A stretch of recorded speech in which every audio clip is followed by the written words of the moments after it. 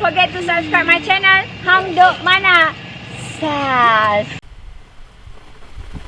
Assalamualaikum, selamat datang lagi ke channel Hang Duk Mana. Mari kita dengar respon Datuk Long Mak Adam tentang isu Kelantan pertahanan pilih syarikat bukan Bumi Putera siapkan KB Sentral. Saya baca di sikit. Timbalan Menteri Besar Datuk Muhammad Fazli Hassan berkata isu tersebut tidak berbangkit kerana kerajaan negeri sebelum ini seraya upaya memberikan keutamaan kepada syarikat milik Muslim atau Bumi Putera. Alhamdulillah, Perak Serasik dan China Communication Construction CCC sebagai kontraktor utama sanggup memenuhi syarat dan berjanji menyiapkan dalam tempoh yang ditetapkan. Okey, mendengar respon Datuk Long Mak Adam, dia akan komen macam biasa. Kelantan dia orang buat KB Sentral tapi dia orang memberi projek dekat syarikat China. China luar negara. Betul. Orang dapat Datuk isu tu. Bila time kapal Cina landing kat Malaysia, dia orang bukan main lagi. Entak kita, bukan main lagi. Tapi bila time dia orang pergi ke berjumpa dengan kedutaan China, boleh pula. Hamzah pergi jumpa, boleh pula. Muhammad Faisal pergi jumpa, boleh pula. Dia orang hantar rombongan pergi ke negeri China, boleh pula kan. Tapi bila kita buat, kita dituduh komunis dan sebagainya. Hari ni telah terbongkar pula. Menteri Besar Kelantan bagi projek apa tadi tu? KB Mall KB Sentral. KB Sentral. KB Sentral. Projek KB Sentral. Pemberian projek KB Sentral ini diberikan dengan syarat syarikat tu perlu melantik CCCC, China Construction, sebagai kontraktor utama, baru boleh dapat projek tersebut. Time dia semua boleh, time kita semua tak boleh. Inilah realiti PAS dan juga Perikatan Nasional. Ada soalan kedua ni? Soalan kedua, Taqiyuddin dengan Hassan Karim mengkritik kerajaan isu menggunakan SOSMA kepada ahli JSB. Adakah Datuk, macam mana pendapat Datuk bab SOSMA ni?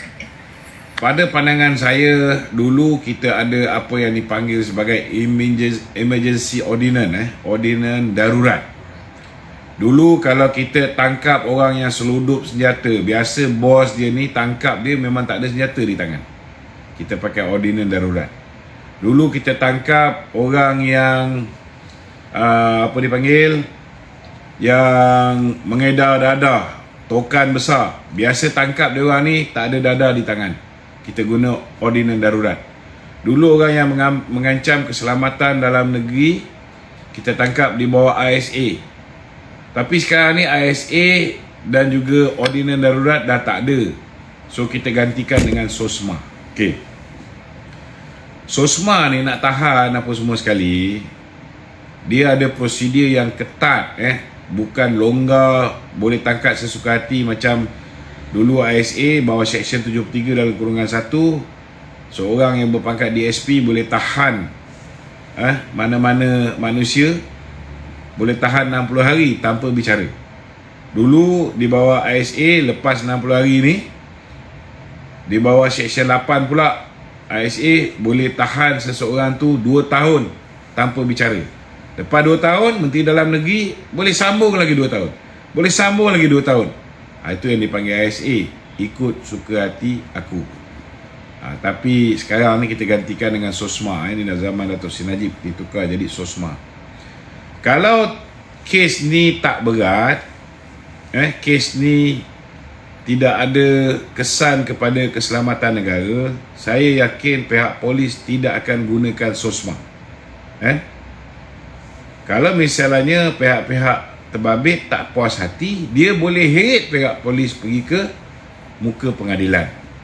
Jadi bagi saya, kita sebagai manusia ni, kita tak terlibat dalam proses siasatan yang dilakukan oleh pihak polis. Jadi lebih baik kita jangan campur tangan, dan jangan memandai-mandai. Jangan kita jatuh hukum lebih awal ke atas JSB, satu hal. Dan jangan kita menghukum pula pihak polis yang menjalankan siasatan ke atas JISB. dalam bahasa yang lebih mudah untuk dipahami oleh manusia yang berakal dan tak ada akal, kan? Lebih baik korang diam dan biar pihak polis siasat dan buat yang terbaik untuk menjaga keamanan negara. Jangan kita kacau. Kalau perlu ditahan bawah SOSMA, gunakan SOSMA, kan? Kalau perlu didakwa di mahkamah, dakwa di mahkamah. Okey? Okey, Nik. Terima kasih. Datuk ni, Tok Faizal Datuk. Dia duk tunggang JSB ni Tok. Datuk rasa macam mana? Kalau ni dia kata kerajaan macam menaya, menzalimi Dia JSB. macam ni.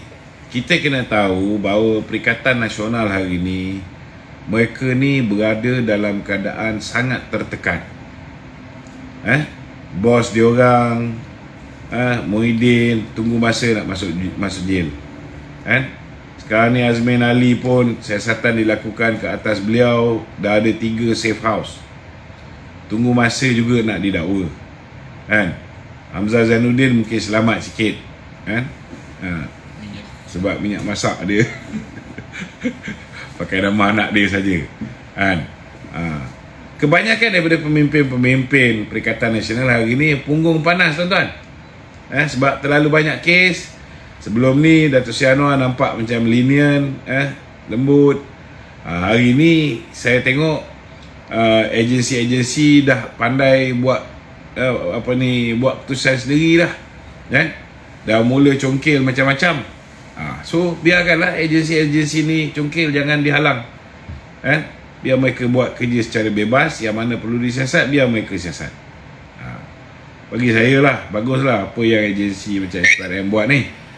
So, bila dah panas punggung ni, mereka kena cari apa modal untuk memastikan parti dia ni hidup. Sebab parti dia ni dah tunggang langgang nak masuk longkang. Macam Muhyiddin duk kata, kan? Parti dia dah tunggang langgang nak masuk longkang. Kawasan dia sendiri kat Nanggiri pun dia kalah. Apatah lagi bila mana kita punya majoriti di mahkota daripada 5,000 meningkat kepada 20,000 lebih. Naik 4 kali ganda. Lagilah panas punggung mereka.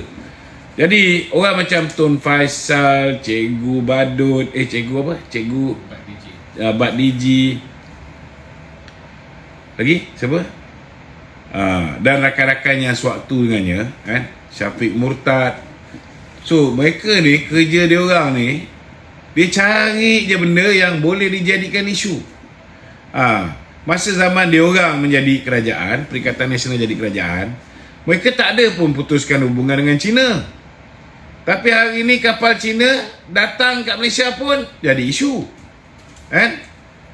Dulu zaman dia orang jadi kerajaan dulu, zaman Mahathir jadi kerajaan, ada orang kata 1.2 juta orang pendatang daripada negeri China tak keluar. Hari ni diisukan, padahal tu zaman dia orang, zaman Mahathir, kan? Macam-macam semua dia jadikan isu. Jadi kita kena cerdik, kita kena cerdik. Lagi satu saya nak beritahu dengan orang UMNO, dengan orang Pakatan Harapan ni, kan? Dia ada satu lagi yang sudah perlahan-perlahan bertukar menjadi barua kepada Perikatan Nasional. Minta maaf cakap, saya cakap ni kasar sikit, tapi kalau perangai macam barua ni, memang saya baruakan je, kan?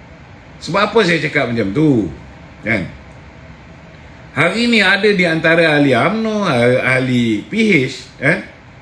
Terutamanya yang Melayu ni, saya nak tegur sikit, kalau dah dapat bahan tu daripada Perikatan Nasional, dah tahu dia orang ni terdesak, kan? Janganlah masuk ke dalam grup BN, grup PH ni, kan? Jangan duk sebar bahan-bahan fitnah. Elakkan daripada menyebar bahan fitnah. Lepas tu ada yang terus main post saja dekat dalam media sosial, ataupun terus main post di dalam grup WhatsApp. Caption pun tak letak. Tapi ada juga di antara mereka ni letak caption, tolong bagi pencerahan. Tapi yang macam lahanat ni, tuan-tuan, dia orang ni, semua grup dia hantar. Semua grup dia hantar, dia tanya pencerahan. Ini, nak beritahu, kita bukan bodoh tau. Tak boleh bezakan yang mana satu baruah Perikatan Nasional, yang mana satu nak tanya untuk dapatkan pencerahan. Kalau nak tanya dapatkan pencerahan, hantar PM message tu direct pada saya. Kita jawab. Kan?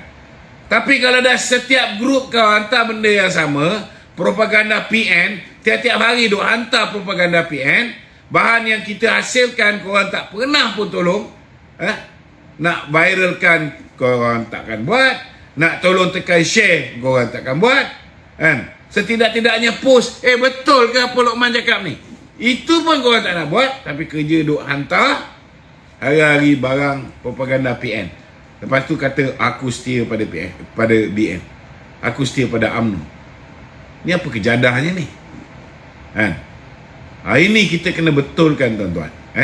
Mind setting orang UMNO, orang PH ni perlu dibetulkan. Hari ni kita dah duduk di dalam satu pasukan. Sepatutnya kita cari titik persamaan. Ini barang-barang kenyataan DAP dulu zaman PH memerintah di bawah pimpinan Tun Mahathir. Tuan-tuan pun tahulah Tun Mahathir macam mana. Kan? Yang itu disebarkan sekarang. Lepas tu disalahkan kepimpinan DAP sekarang. Padahal zaman tu kepimpinan DAP kenyataan yang boleh mengguris hati orang Melayu, mengguris hati orang Islam. Banyak ada berbeza. Kita tak nafikanlah ada orang macam Rahmat Sami, geng DAP lama. Orang macam Tony Pua, orang macam tak kira lah satu dua nama yang sengaja nak sabotaj kepimpinan YB Anthony Loh. Memang mereka akan keluar kenyataan ni. So kalau korang nak bedal pun, kau bedal je lah orang-orang yang keluar kenyataan ni. Jangan jadikan kenyataan dia orang tu kenyataan yang dikeluarkan oleh DAP. Tak sama. Kalau kenyataan tu dikeluarkan oleh Susah Agung DAP, macam Presiden DAP lah, Anthony Loh, yang itu kita boleh anggap sebagai kenyataan rasmi parti. Ataupun ianya dikeluarkan oleh Setiausaha Publicity DAP. Setiausaha Publicity DAP ni umpama macam Susah Agung DAP lah, Steven Sim, yang itu boleh dianggap sebagai kenyataan parti. Dalam UMNO pun sama juga. Dalam UMNO pun sama. Kalau ada orang keluar kenyataan, tahulah tuan-tuan, nak cari likers, nak naik-naikkan viewers, macam-macam orang hari ni. Semua nak buat, nak ikut trend yang dilakukan oleh Helmi Duyung. Tapi bukan semua orang boleh jadi Helmi Duyung, tuan-tuan. Helmi Duyung tu, dia buat tu, dia natural tau. Dia bukan buat-buat. Ini ada orang nak ikut, nak dapatkan likes dengan viewers sama dengan Helmi Duyung. Tapi keluar kenyataan-kenyataan, betul lah di kalangan orang Melayu yang 70% dalam Facebook, TikTok dia tu ialah orang Perikatan Nasional. Memang dia akan sokong. Kan? Tapi yang betul-betul dengan BN ni dalam 30% je. Ini kita kena faham. Jadi jangan sampai kerana nak dapatkan viewers tinggi, nak dapatkan kita punya likers tinggi, kita keluar kenyataan, rembat kerajaan, rembat sesama sendiri, dengan harapan kita dapat sokongan. Tapi realitinya sokongan itu hanya menyokong kita kerana kita belasah sesama sendiri. Bukan sokongan itu boleh ditransfer kepada vote untuk Barisan Nasional atau vote kepada Pakatan Harapan dalam pilihan raya akan datang. Yang ini kena bijaksana. Kan? Ini kena bijaksana. Okey. Kita saya baca detail lagi. Terdahulu itulah surat rasmi Majlis Mesyuarat Kerajaan Negeri kali ke-19 2024 yang bersidang pada 2 Oktober lalu telah membuat keputusan bersetuju meluluskan pembinaan KB Sentral kepada syarikat Perak Transit. Mengikut surat itu lagi, syarikat Perak Transit hendaklah melantik syarikat Cina CCCCC menjadi kontraktor utama projek berkenaan. Kelantaran itu menyokong kerja apa pada Dapat Ibrahim. Assalamualaikum.